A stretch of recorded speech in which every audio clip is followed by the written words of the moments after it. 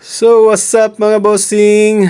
Shoutout sa bago natin na naman na model ngayon, si Boss Amado. So, yan po yung final result ng request na gupit ng model natin ngayon, bossing. Lukat na barbers.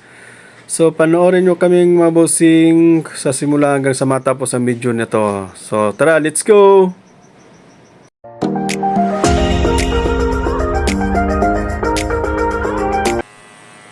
So ayan mga bossing, so sa unang gamit natin yan mga bossing is number 3 na sukat. So nagamitan lang natin ng suklay mga bossing para pantay-pantay yung pagkabuhok ng model natin ngayon. At saka medyo may kanipisan pala yung buhok ng model natin ngayon mga bossing. So kailangan na natin pantay-pantayin at gamitan natin ng suklay mga bossing. So, panoorin nyo lang kami mga bossing sa simula hanggang sa matapos ang video na ito mga bossing. So, yun pala mga bossing, yung request ng model natin ngayon is low-cut na barbers lang.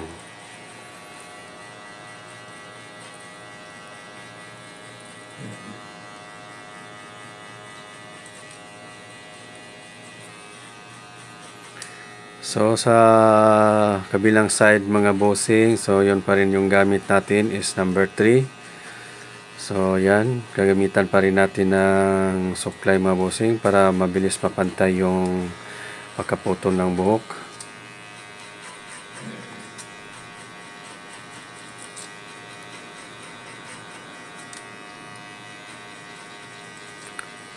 Yan, so pantay-pantay lang natin mga bossing.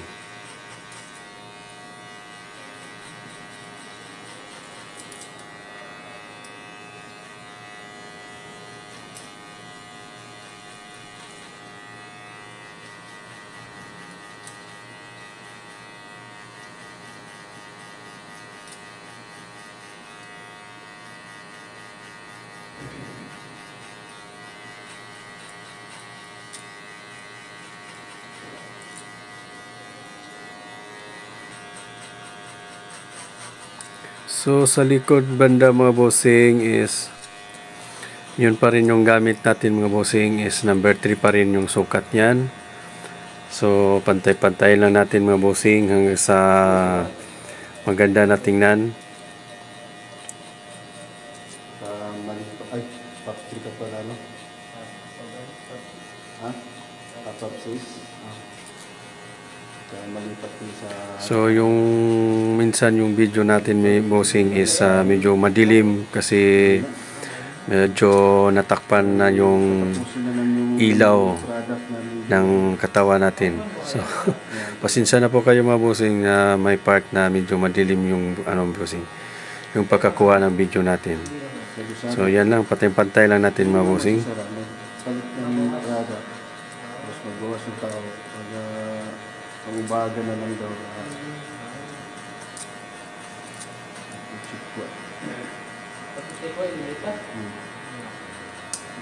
kalahati sa chikwa.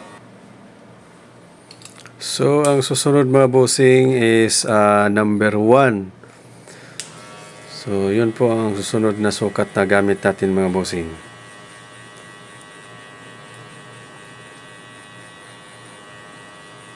Pantay-pantay lang natin mabosing hanggang sa medyo manipis na siya tingnan. Pantay na siya tingnan mga bossing.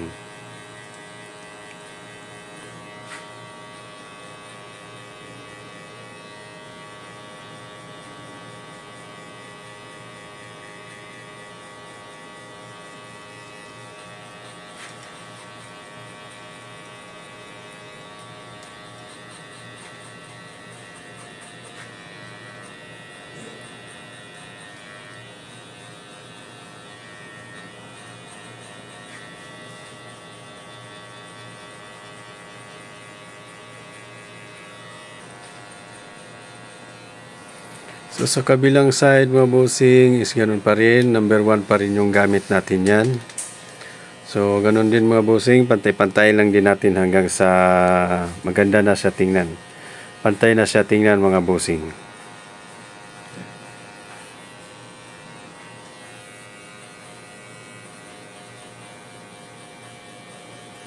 Sa mga baguhan dyan na gusto matuto magupit is kailangan kabisaduhin nyo po kung paano i-adjust yung clipper natin para pantay po ang pagkaputol ng buhok.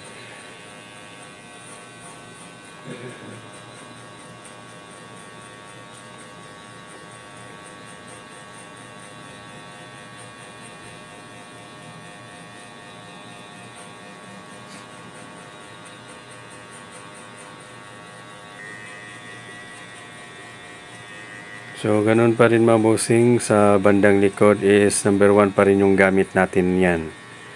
So, ayan. Pantay-pantay lang natin hanggang sa maganda na siya tingnan mga bossing.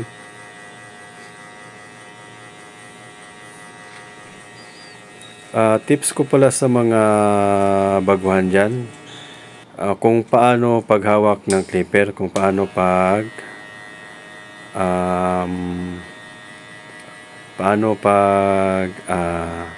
adjust sa clipper para pantay yung pagkaputol ng buhok is medyo pa-slide po yung direksyon ng clipper natin. Pa-slide po siya, hindi siya pa-ilalim po para maganda po ang pagkaputol ng buhok, pantay-pantay po siya. So ayan, so sa time na yan is yung gamit natin mga bossing is 1/2. So 1/2 po ang gamit natin yan mga bossing.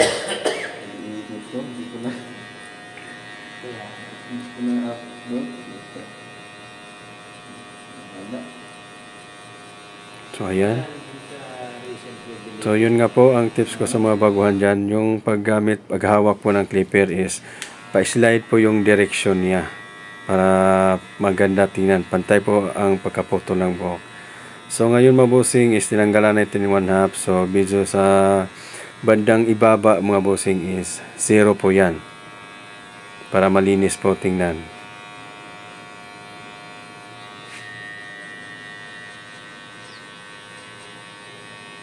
So yun lang po sa tips ko sa mga baguhan. Pag naggamit po tayo, pag nag-0 na po tayo is ingat-ingat lang po.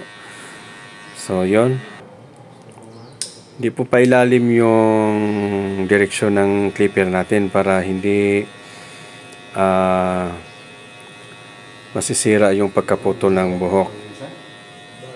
Yun pa rin po pa-slide ang direksyon ng clipper natin. So sa kabilang side is gamitan muna natin ng 1/2. Saka na po tayo mag-0.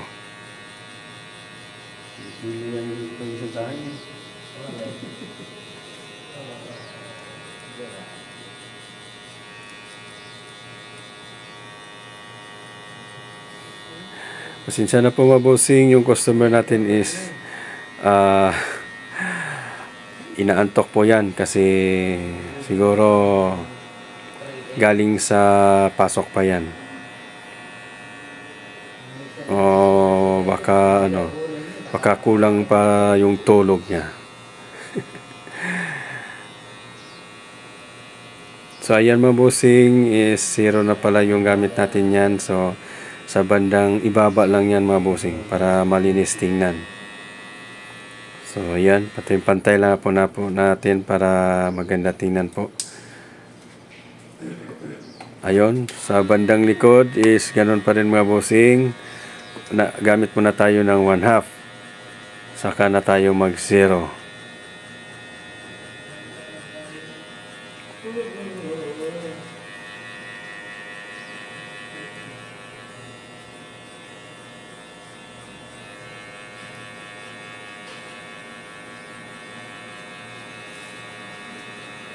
Pantay-pantay lang po natin.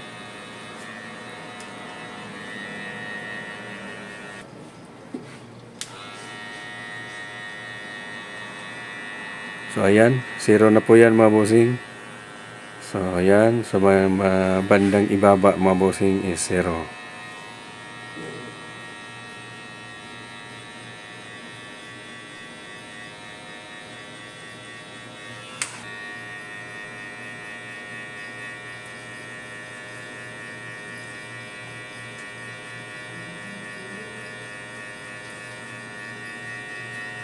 Guys.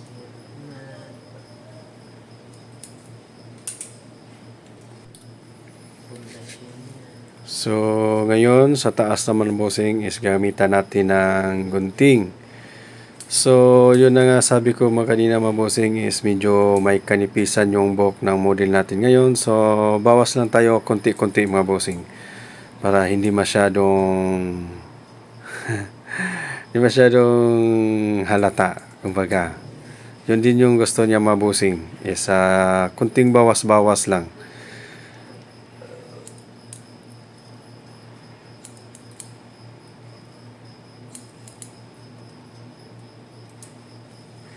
Pantay-pantay lang natin mga bossing.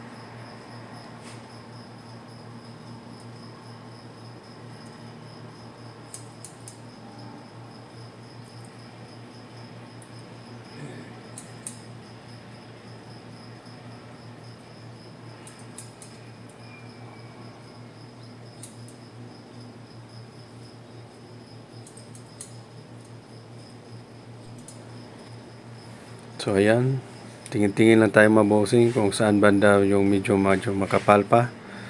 So yan, pantay-pantay lang natin.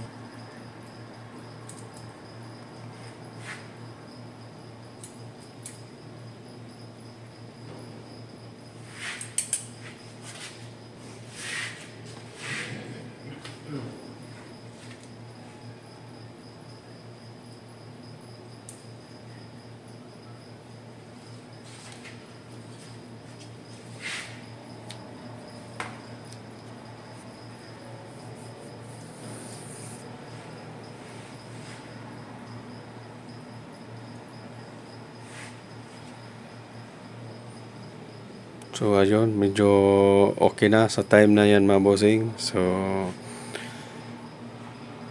pantay-pantay lang natin kung saan medyo may sobra konti.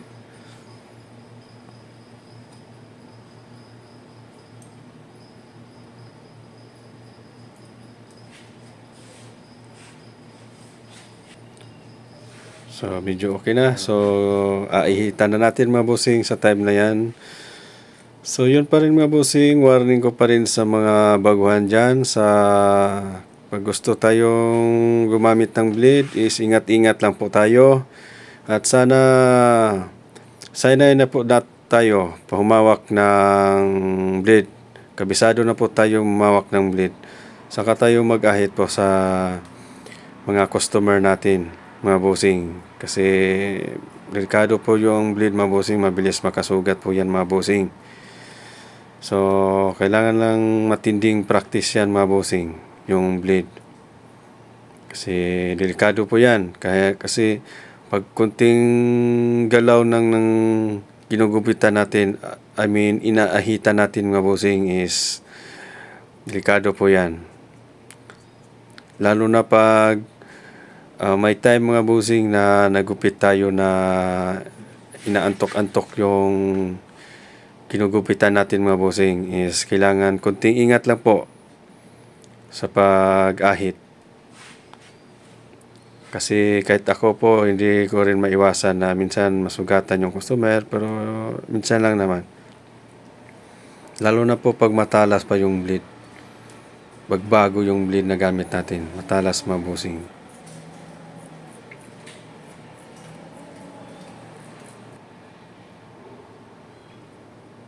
So kabilang side, ganun pa rin mga bossing.